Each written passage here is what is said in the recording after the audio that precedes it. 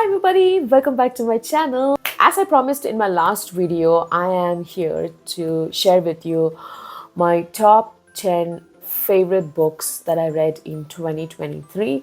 These books need not be or are not published in 2023, but the ones that I read and which I really loved, which are the top tier ones that I read in 2023.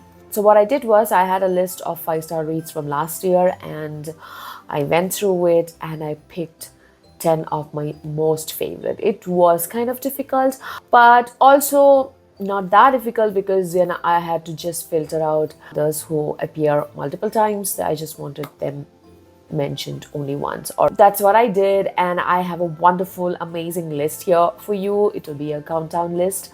This list will contain books from several genres: non-fiction, horror, I think science fiction maybe, and definitely fantasy and definitely mystery / thrillers. So it's an amalgamation of all genres in this list, so it's going to be really exciting. Before I start the countdown, if this is your first time here and if you like what you see here in this video, please subscribe to my channel and also please like and share so that it can reach more similar minded people like you and me. If you didn't like something, please comment below and I will try to address them. Without further ado, let's get into the countdown. Number 10 in this list is a self-published book which was released last year in 2023. I received the ARC from the author and I really enjoyed it. For a debut fantasy novelist, he did really great. And I'm talking about Seeds of War by João F. Silva.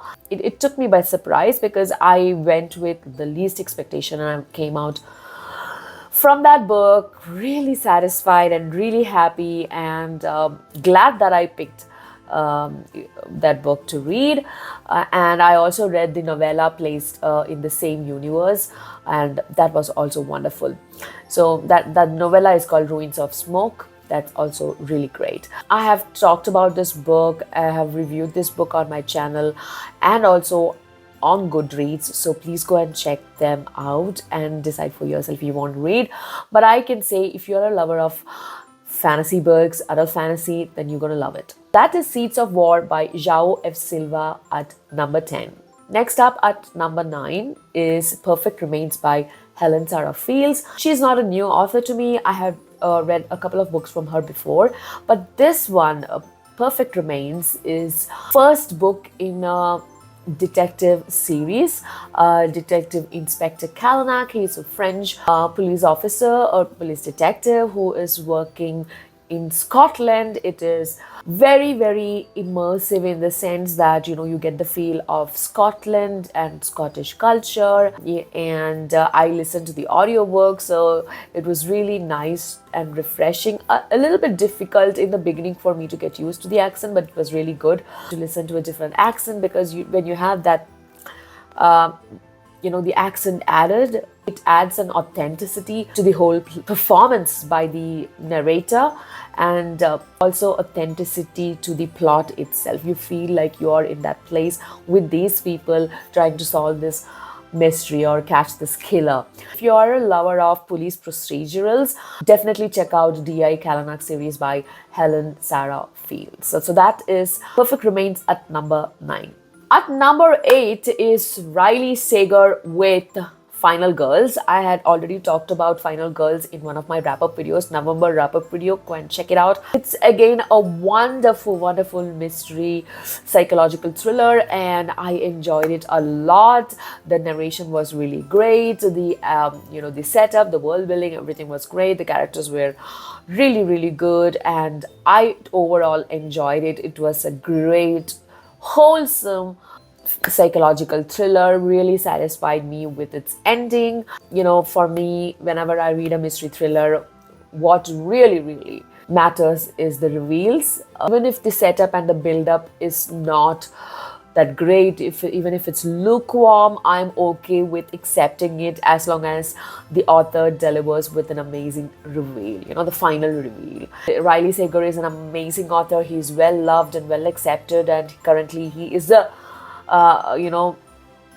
guy to go for if you want a great mystery thriller. So go and check out Final Girls by Riley Sager, which is at number 8 on my countdown list for top 10 books of 2023. I kickstarted January with a non-fiction book. In fact, the only non-fiction book that I read in January, and that is Discipline is Destiny by Ryan Holiday. I love that book. I have read it once, and I have read several chapters and pages of it over the years several times. It keeps me motivated whenever I feel like I am on a slippery slope. One day I skip maybe reading, or one day I skip my chores, and the next day I'm like, okay, and again I'm lazy, so I just pick this book up, and it instantly motivates me and bring me back to my disciplined path towards success. But yeah, this book is phenomenal, guys. I really enjoyed it. I do follow Ryan Holiday on social media, and he's really great. His demeanor, his words, his wisdom, and everything that he shares really motivates me and keep me up there. Overall, discipline is a quality that I really admire in people who have them, and I try to emulate that in my life, them in my life, or those qualities in my life. Discipline is way up there in terms of personal quality that a person should possess, at least in my mind, alongside compassion and integrity. Ryan Holiday has become an author for me. Right now, I don't even think when I see his book on bookshelf on a bookstore, then I just automatically pick it up. So he's become an author for me at this point, and Discipline is Destiny is my favorite book I have read of him. So that's at number 7. Oh, sorry, I had the book here. I wanted to show you. This is Discipline is Destiny. It's a wonderful hardback. As you can see, I have made a lot of annotations. And if you have not seen Ryan, this is Ryan.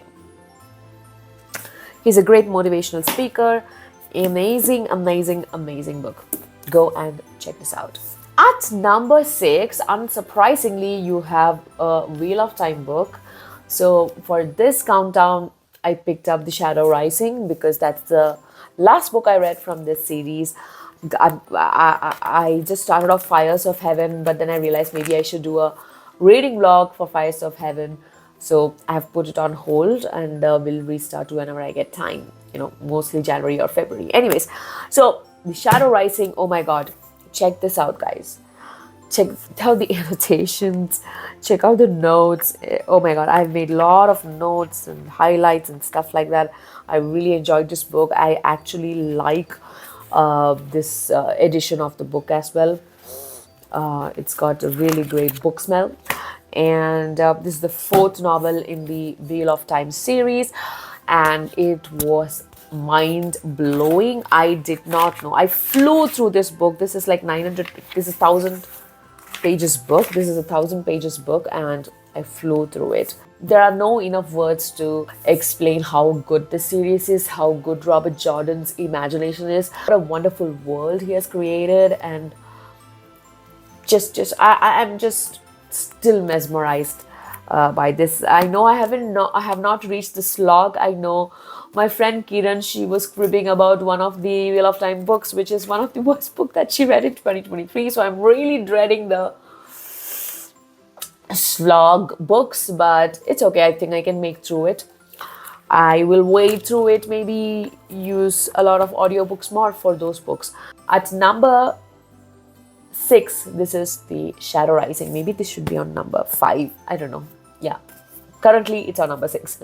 At number 5, there is another thriller, which is 7 Days by Alex Lake. Alex Lake has, after this book, become my favorite thriller author, one of my favorite thriller author.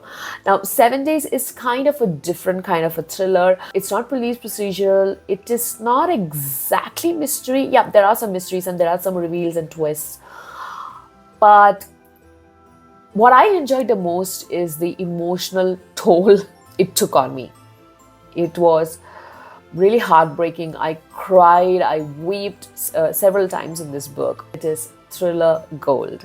So go and check it out. I don't want to reveal too much and give away the plot or any premise, because that will take away from the enjoyment of the book if you are ever planning to read or listen to it. So that is 7 Days by Alex Late at number 5. So those who have been following me for quite some time know that I do not read many horror books, but 2023 was a little bit different. I read 5 horror books, which is kind of a record for me. I loved a horror book so much that it made an appearance on my top 10 books, and not only just on my top 10 list, but top 5 list. At number 4 is House of Hollow by Crystal Sutherland. Oh my god. What can I say about this book? This book had horror elements, definitely, thriller, mystery, everything was there. How beautiful is the cover, by the way. And the reason I love this cover, it's not just because how beautiful this is, but how connected it is to the plot. If you read this, you will understand. This is about a lot of dark, dangerous thing happening to a family of sisters, 3 sisters, and there are people going missing and then coming back, and then they're acting weird, and mysterious creatures are attacking them, and I don't know, like trees growing out of people and all kind of horror stuff's happening in this, but everything makes sense at the end of the book. So all these mysteries are so well tied, and all the questions that will arise in your mind is not left open, but are answered, are addressed by the author. And this is where Crystal Sutherland really shines. And that's one complaint that I have with Stephen King books, because most of Stephen King books starts off really great, even the middle of the books are great, but towards the end, Stephen King has this tendency of leaving open-ended endings. He leaves it up to the reader to decide what happened. I don't like that, and I feel like an author is cheating me when they do that. I might be upsetting a lot of Stephen King fans, but I'm a huge fan of his Dark Tower series. Right? This is not the case with this one.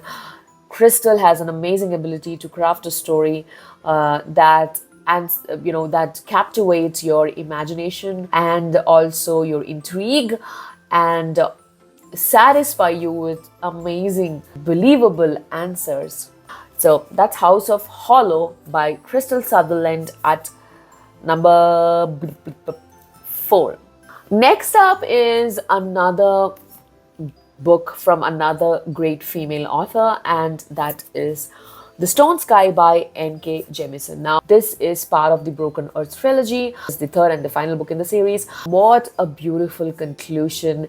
The characters that you walked along with from book number 1, how they evolved, how they grew, heart-touching moments, really gruesome, cruel tableau, if you may call it. Beautiful, beautiful book and beautiful series. That is The Stone Sky by N.K. Jemisin at number 3. How can I have a top 10 book list without Janny words, right? How can I ever? So at number 2, I have The Initiate's Trial from the Wars of Light and Shadow series by Janny Words, one of my favorite, all-time favorite fantasy series and my favorite author. Janny Words, this series unfortunately is so underrated. It actually makes me fume, makes me scream, makes me sad that this series is so underrated. Oh, so nice. The smell of mass market paperback reminds me of a bookstore, bookshop. I love it. Because this is book number 9 in a huge fantasy series, I will not give you much about this, just that this book surpassed all the other 8 books that I read in the series, and I know that the next book is even more wonderful. So Janny just ups her game with every book that she writes. And the last book in the series, Song of Mysteries, is coming out in the end of March, and I cannot wait for that. And before that, I have to finish one more book. I ended up creating my own genre after reading these books, and that is called literary fantasy. At number 2, that is The Initiate Trials by Janie Words. The book that is at number 1. Any guesses? I don't know if you can guess it, but I will give you 10 seconds to guess. This book is kind of different from what I normally read. It's not fantasy. Yeah, there are fantasy elements. It's more of magical realism. Of course, there is mystery as well, but it was the emotional element of the book that really pulled me in. And I'm talking about, if you have done guessing, it is The Shadow of the Wind by Carlos Ruiz Zafón. I have a review of this book on my channel.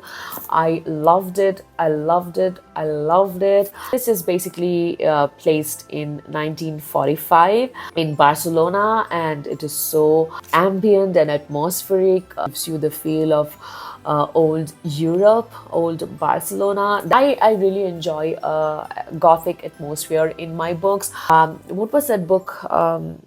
The Mexican... what was that book? I forgot.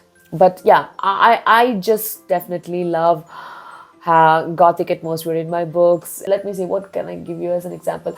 I don't know if you watched this series called The Alienist. I have seen that series. You know, it also has this very Gothic atmosphere, old London, and I love that. You know, I love that ambience, and that's exactly what you get in this book. You can actually see that in this cover as well. Like I said, it's full of mystery and intrigue, and very Gothic as well. So that was The Shadow of the Wind at number 1. So that was my list, guys. Top 10 books of 2023. I hope you guys enjoyed it.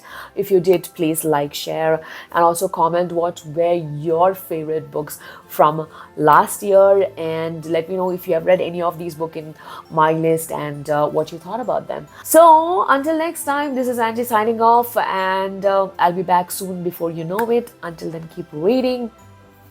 Ciao.